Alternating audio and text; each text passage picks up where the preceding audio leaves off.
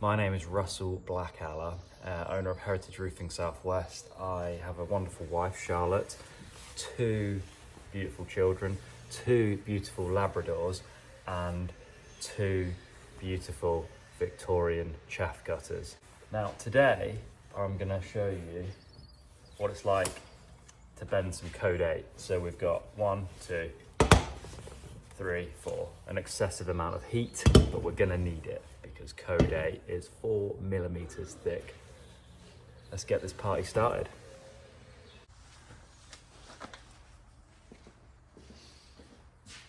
Okay, so what we've got here is one quadrant templated.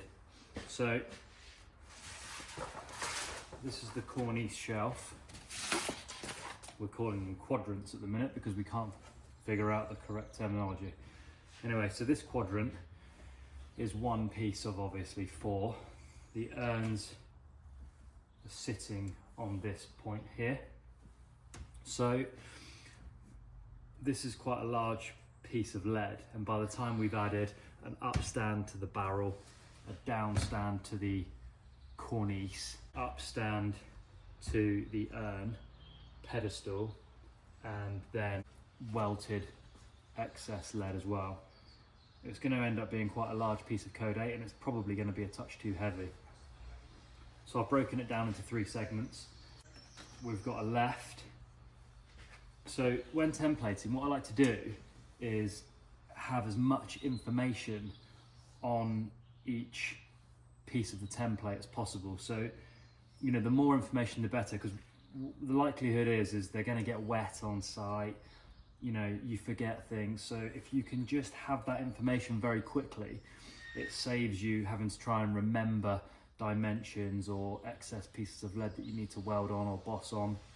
So what we've got is we've got a 70mm excess on the end of the quadrant.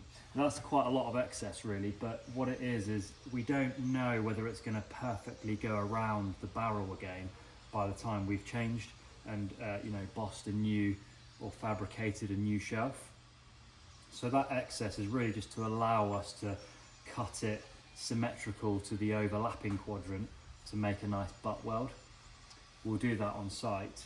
So the 120 is the upstand and the barrel, and the 150 is this cornice shelf. It's going to become a drip essentially. We're going to have copper strap there, but at the minute it steps in stepped cornice. And then what I've written here is I want a welt here, so I've written welt so I don't forget that, and then I've also written plus 60 for an over.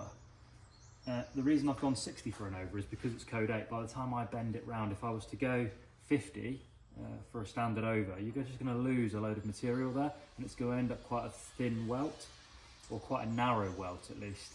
So I've gone for 60mm, which gives us a slightly bigger welt than normal and allows for the thickness of the lead to roll over itself.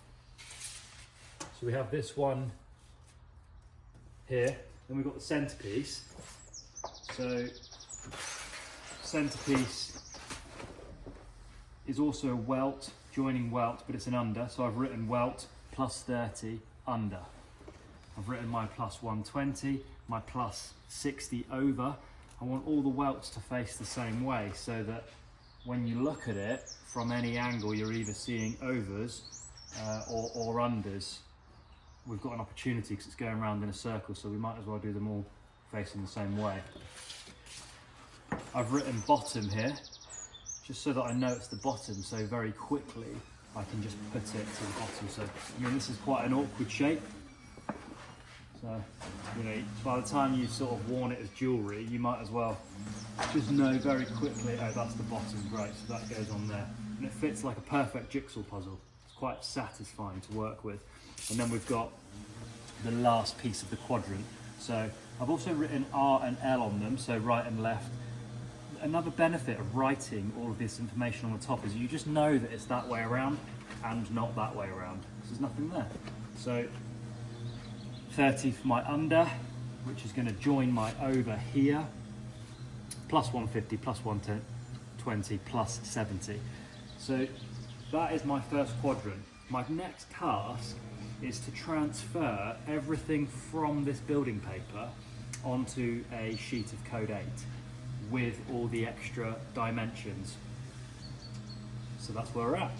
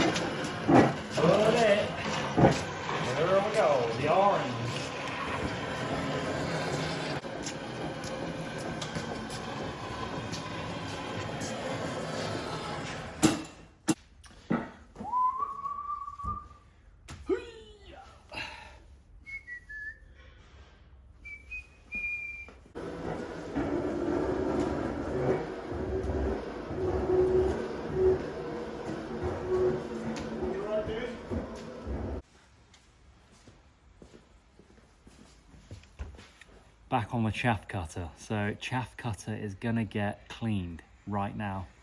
Before it goes to sandblasters, we're gonna give it a go halfway through lead work, always the way, trying to do a million things at the same time and achieving it.